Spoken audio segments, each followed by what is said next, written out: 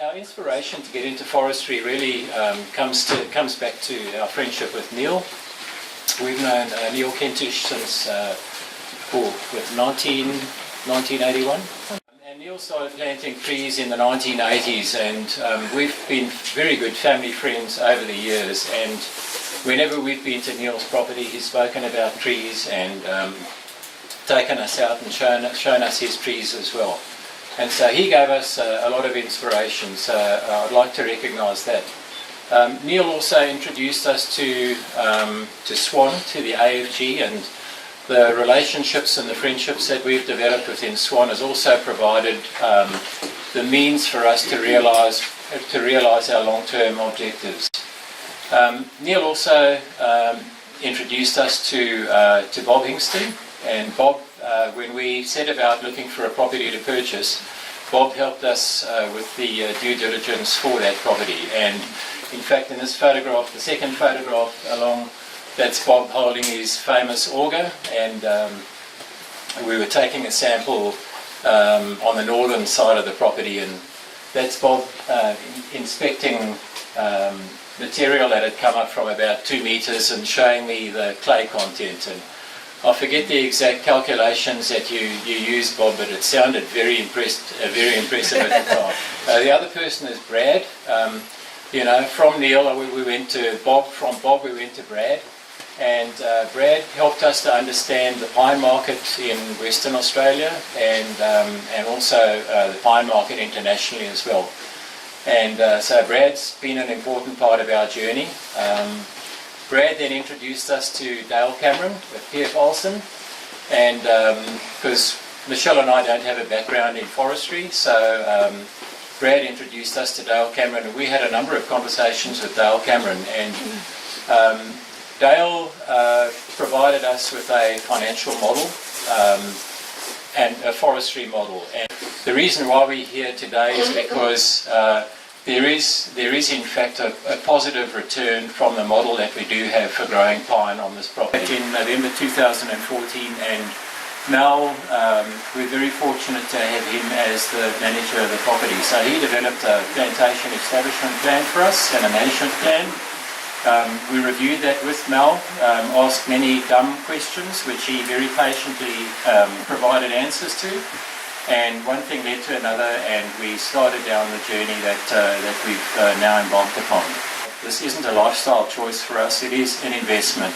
It's aimed at diversifying our asset portfolio. It's aimed at long-term wealth creation as well, which, as I said, our children will be the biggest beneficiaries of that. We had planned this, the blue gum spacing on this plantation was 5 meters, and we had planned to do 3 meter rows for the pines, but when the contractors came onto the site with their equipment, at that stage they said to us, no, look, this is not going to work, we're going to wreck our equipment. So what we ended up with is in fact 2.5 meter spacing. So as you can see out there, and what you can see from here, is we mounded over the old 5 meter blue gum rows, and then we ripped down the middle and mounded down that middle rip line as well. So we got 2.5 meter spacing.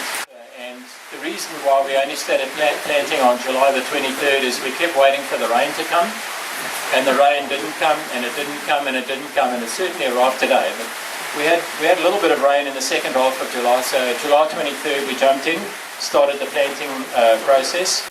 The first couple of lines we planted on the tops of the mounds, but Mel and I were walking around the property, kicking dirt on the tops of the mounds, and very soon realised that we were staring down the barrel of a very high loss rate because the ground was so dry. So apart from the first 10 rows, all of the other planting last year was done 2/3 of the way down the side of the mound, so as to give the seedlings roots a bit better chance of accessing moisture to help.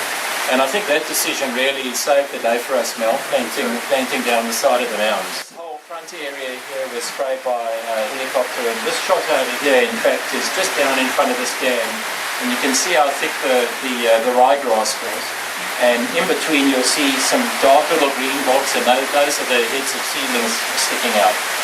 So with the the dry conditions, the seedling growth was extremely slow through spring and the early part of summer, and we were getting quite worried that we may start to experience some loss because of the dry conditions.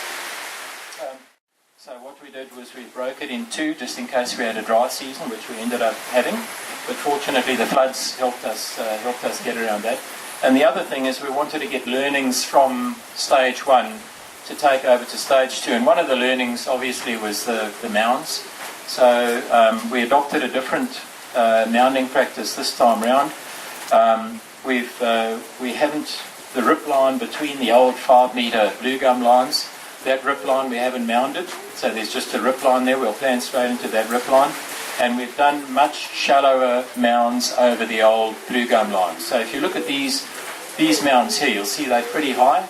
And when you've got to walk across them, you realise they are actually very high. It's quite a job to walk across them. So these photographs here show the adjustment process. We spent about 2 or 3 hours with the mounding machine going backwards and forwards, adjusting the ploughs at the back, just making sure that we got the optimum height. We wanted to cover the stumps, the old blue gum stumps, and really no further than that.